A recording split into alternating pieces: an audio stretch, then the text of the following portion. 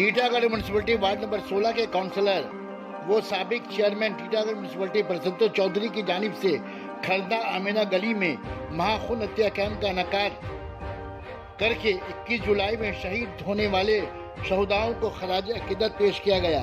इस मौके पर लोगों में व्हील चेयर और सेकेंडरी हायर सेकेंडरी इम्तहानात में कामयाब होने वाले तलबा तालात में अवार्ड की तकसीम की गई।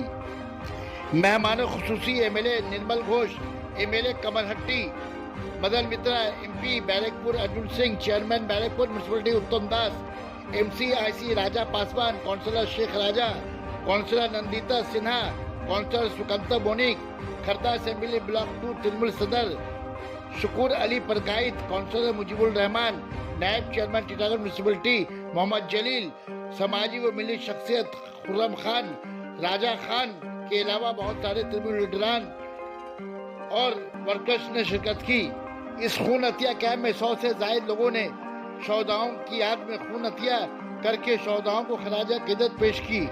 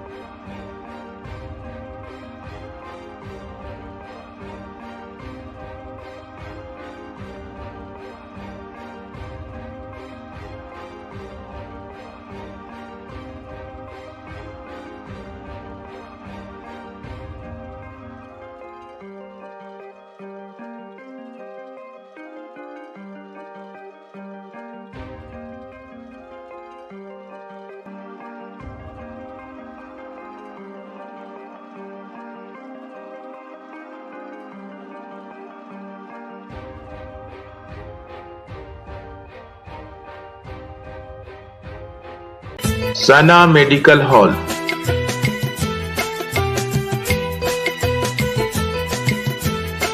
%10 discount on every medicine. Oxygen cylinder also available. Arjun Singh welcome. Arjun Singh welcome.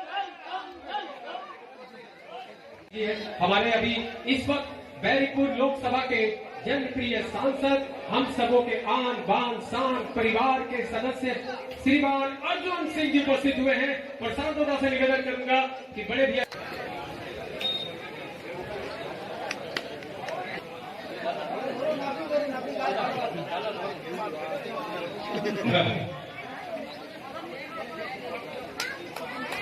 और दिन की लड़ाई करते करते हम आज इस जगह पर पहुंचे हैं और ये जगह जो है तृणमूल कांग्रेस की नेत्री ममता बनर्जी जी का अथक प्रयास, लोगों के का विश्वास अर्जन करना, इसी से संभव हुआ है, अन्यथा संभव नहीं हो। एक समय वो भी था और एक समय आज भी है।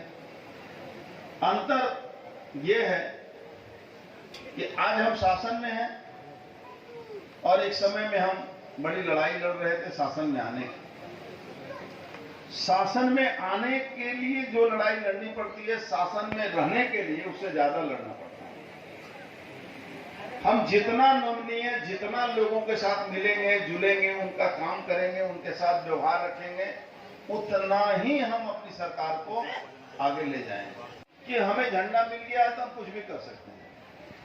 अगर ये काम हम करें तो फिर 21 जुलाई की याद फिर आएगी।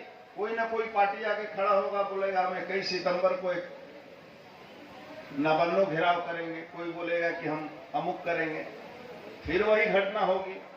तो अगर 1993 में 21 जुलाई में शहीद 13 युवक नहीं हुए रहते तो शायद हम सरकार में नहीं आ पाते, क्योंकि उनका बलिदान, उनका जो रक्त जो गिरा, और वहां से ही एक ममता बनर्जी जो जुझारू चेहरा था वो सामने आया और वो जुझारू चेहरा पर विश्वास लोग करते गए और विश्वास करते करते अगर आप देखेंगे तो 2006 में सारे लोगों के सामने ये बात क्लियर था कि हम सरकार बना रहे हैं।